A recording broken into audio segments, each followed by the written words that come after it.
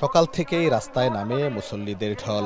শহরের সব পথ এসে মিশে যায় দেশের সর্ববৃহৎ ঈদগাহ ময়দান শোলাকিয়ায়। সকাল ৯টার মধ্যেই কানায় কানায় পূর্ণ হয়ে যায় পুরো মাঠ। এবার জামাতে অংশ নিয়েছেন দেশের বিভিন্ন স্থান থেকে আসা অন্তত ৫ লাখের বেশি মুসল্লি। রেওয়াজ অনুযায়ী জামাত শুরুর আগে ৩ বার বন্দুক চালিয়ে দেয়া হয় চূড়ান্ত সংকেত।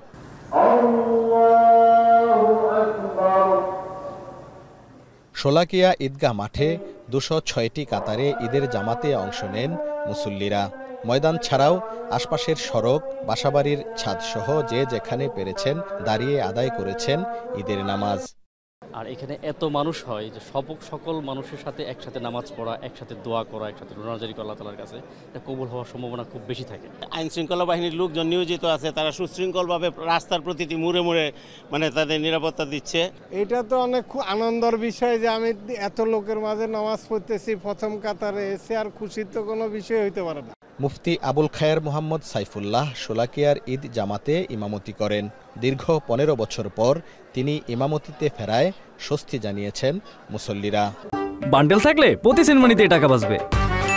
বিকাশ সেনমানি বান্ডেল কিনে জিতুন প্রতি লেনদেনে। আমাদের আবেগ ছিল না, এখন আবার নতুন করে আবেগে আমরা বহির্ভূত হয়েছি, এই জন্য আমরা আসছি। সকাল থেকে মুসল্লিদের একটা ভিড়, যে আমাদের নতুন ইমামের পিছনে আমাদের মনোবাঞ্ছা আশা পুরা হবে, আত্মার তৃপ্তি পাবে। নামাজ শেষে দেশের সমৃদ্ধি, মুসলিম উম্মার ঐক্য ও শান্তি কামনা এবং ফিলিস্তিনের মুসলমানদের জন্য বিশেষ মোনাজাত করা হয়। ঈদগাহ মাঠের মতো ধর্মীয় প্রতিষ্ঠানগুলো যেন রাজনীতির ঊর্ধ্বে রাখা হয়, সেই আহ্বান জানান ইমাম মুফতি আবুল খায়ের মোহাম্মদ সাইফুল্লাহ। আমরা আশা করি যে আল্লাহ তাআলা আমাদেরকে ক্ষমা করবেন।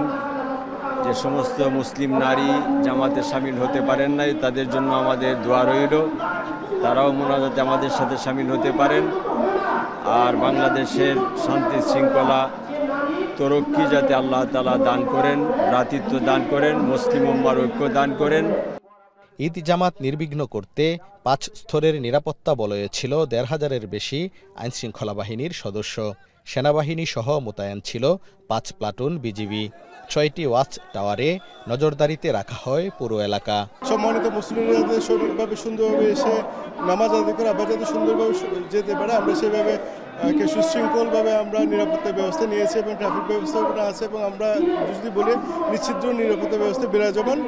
মসনদ-ই আলা ইশাখার ৬ষ্ঠ বংশধর দেওয়ান হযরত খান বাহাদুর কিশোরগঞ্জে জমিদারি স্থাপনের পর ১৮২৮ সালে নরসুন্দা নদীর তীরে এই ঈদগাহ মাঠ প্রতিষ্ঠা করেন।